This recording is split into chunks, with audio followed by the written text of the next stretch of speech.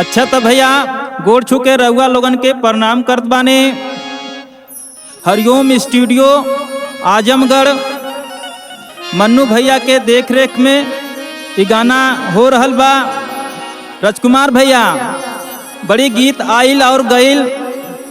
ये हमरे बेचन काका ये गीतिया के बड़ी प्यार से गावल हैं। का गावेल हैं भैया? अरे ससुरारी जनयावा ससुरारी जनयावा ससुरारी जनयावा।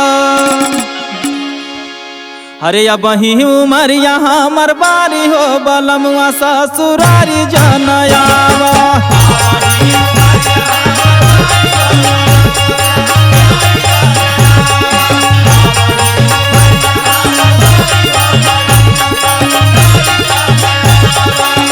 वही उमर यहाँ मरबारी हो बलमुआ ससुरारी जनयावा।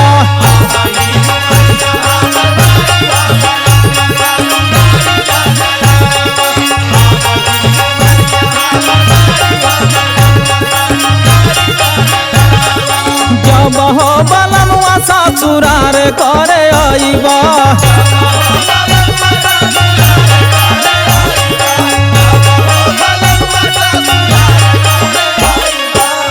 बहो बलमुआ ससुरार करे आईबा।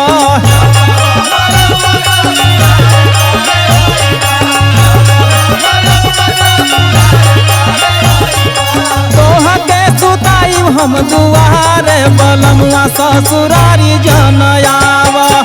बहिन उमर यहाँ मरबारी हो बलमुआ ससुरारी जनयावा।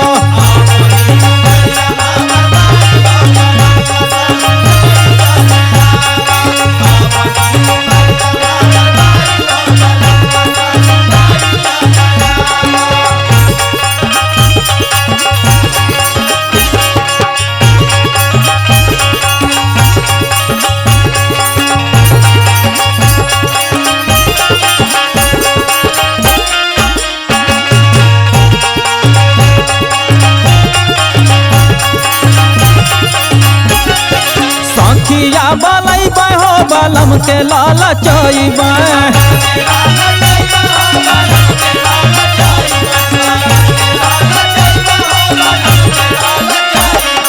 सखिया बलई हो बलम के लाला चईबा।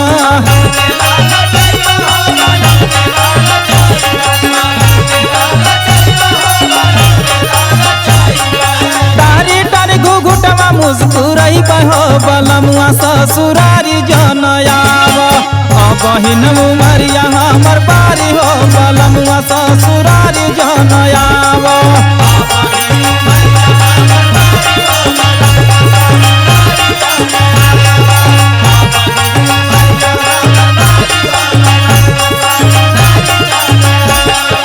जब हो बलमुआ आईबा जेवना जेवन के।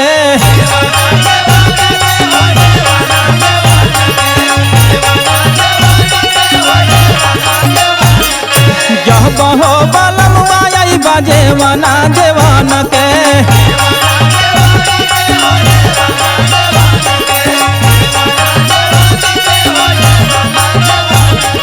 सखिया लोग करिए हो चिकारी बलमुआ ससुरारी जनयावा।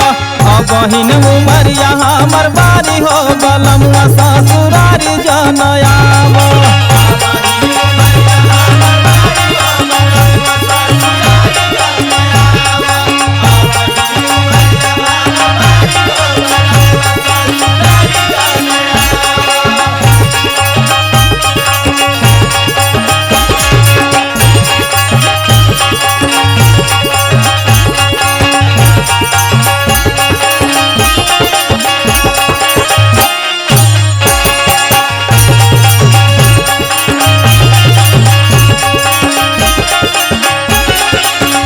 राजकुमार भैया और का कहत बा?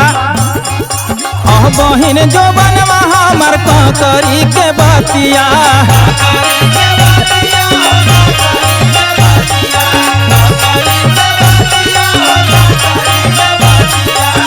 बहिन जो बनवा हमर करी के बतिया। बतिया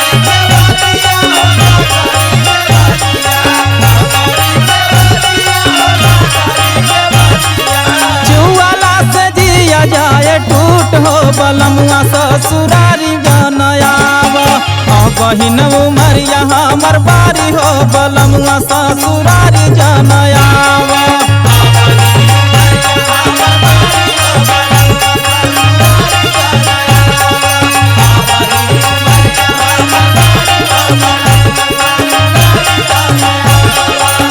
बही